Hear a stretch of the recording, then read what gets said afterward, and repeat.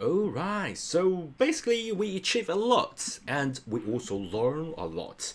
So we know how to go with amazing jumpy animation, the smooth transition, and we solve a lot of inconsistency in the synchronization.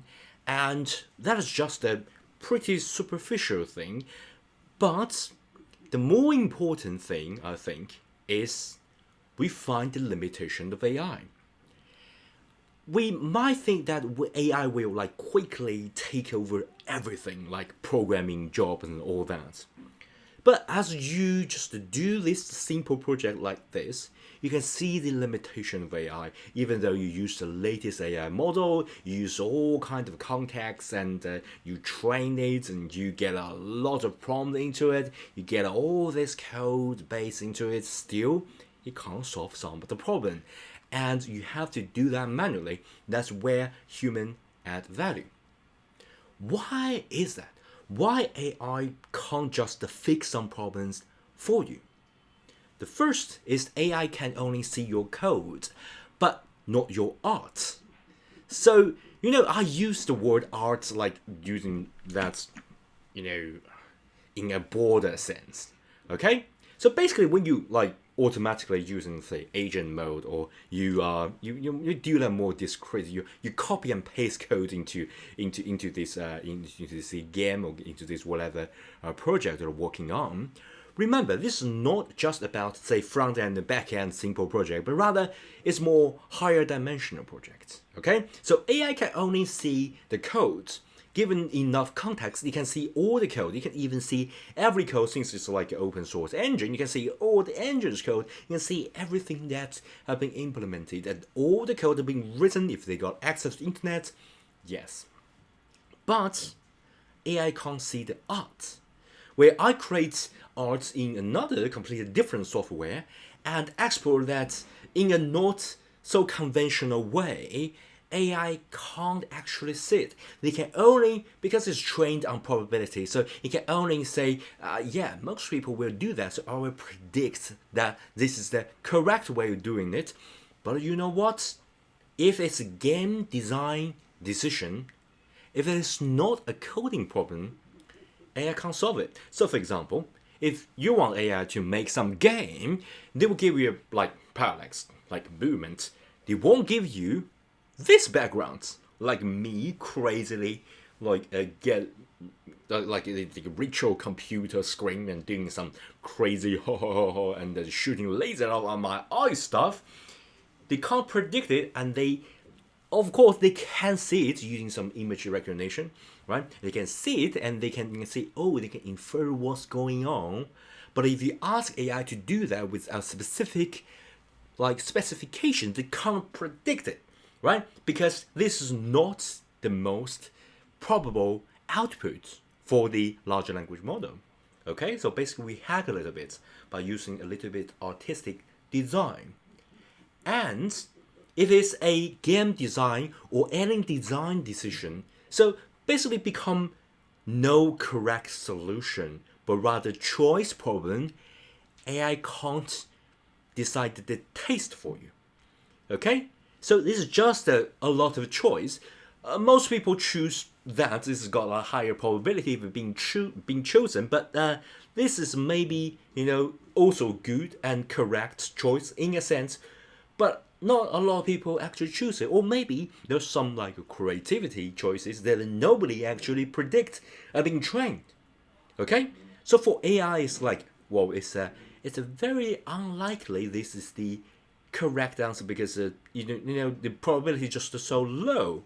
That's where your creativity shine. That's the first thing. This is a game design decision, not a coding problem. It's a choice, not some correct answer or solution. First. The second, I also want you to think about this while you as a player, you can actually you go to the code, right? You can go to the game engine. You can play it, jump outside. You can grab your console and grab your controller to play it. You can feel that, but AI can't feel. So basically, AI can't know for sure whether you want a tight platformer feeling like a Celeste story, or like really, retro feeling, or really open world feeling. They can't possibly feel that. And for example, we optimize the smooth transition animation, even though it's really really common practice in gaming industry. But you know what? AI's prediction will give us not so correct feel, because the feeling requires you to constantly test it, and got a come on, like you can jump inside the code and then you can jump outside to the physical world to test it. Okay, and you can see, well, this seems a little bit laggy movement, right? A little bit harder to control movement, a little bit like clunky, like slow movements. Only this you can feel, and then you got that specific design choice based on the feedback, and then implement it. That's the step where AI can't control, because this fall back to the first reason. It's more about the game design decision rather than just the coding solution, coding problem. And the decision is based on how you feel. Okay, and down to my second understanding of the AI is that AI can't give you the personalized taste as well as a feel. And also, I wanted you to think about the third thing. This is a kind of like a higher dimensional problem. Okay, so basically, making a game is kind of different from just making, say, a website or a app, because making a game needs you to constantly run that game to test it and to iterate it. Okay, so basically AI is like just a predicting code. They are not actually building right now, at least, but it's also maybe a future scenario. But just think about this: AI right now can't just build a virtual environment right now, and then they iterate, they run the game, they actually run the game, they build the game, they run the game, and they iterate the game, right? So basically, they still required you to test it, to feel it, to move, say, the sprite region where you should place a certain object in a certain place, okay, to set the difficulty of it, and test the jump, some of the collision shape maybe a little bit weird, that maybe it result in some glitches. If it's like a movement all like do that together, maybe there are some glitches, of the physical, collider, or maybe some animation, the sprite animation, maybe need to just move a little bit. But if you don't do that, there is a glitch of the animation, because as I said, sometimes we may encounter the asynchronization problem.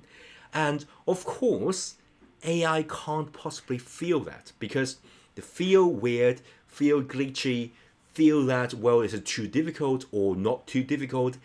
AI can't give you the more human touched feedback and answers. So this still requires you to actually run the game, to build it to run the game, and then to play around a little bit, test the jump, tweak, test again, test the movement, tweak. Again, that's the reason why I write a code. I export all this out as some sort of socket, so we can test it in our engine. Not just hard-coded, some magic number hard-coded in the code, but rather test it outside of the engine. Okay? So basically, the third reason I think is because it's a little bit higher dimensional thing. We are doing the code, we're doing the engine, we're doing in the play, in the game, and we can see it, we can hear it. We just add a lot of higher dimensional stuff that can't be just directly solved. It's not like very strict problem. Obviously, I am a strong believer of the development of AI. Maybe in the future, maybe 5 years or 10 years, that AI can have a higher dimension capability. They can actually build it like just agent, build a virtual machine and all that. But right now, at least, there is still a chance, the fighting chance of human, okay? And I think as the AI is evolving, the requirements of you the developer or whatever job title that time is going to constantly evolve.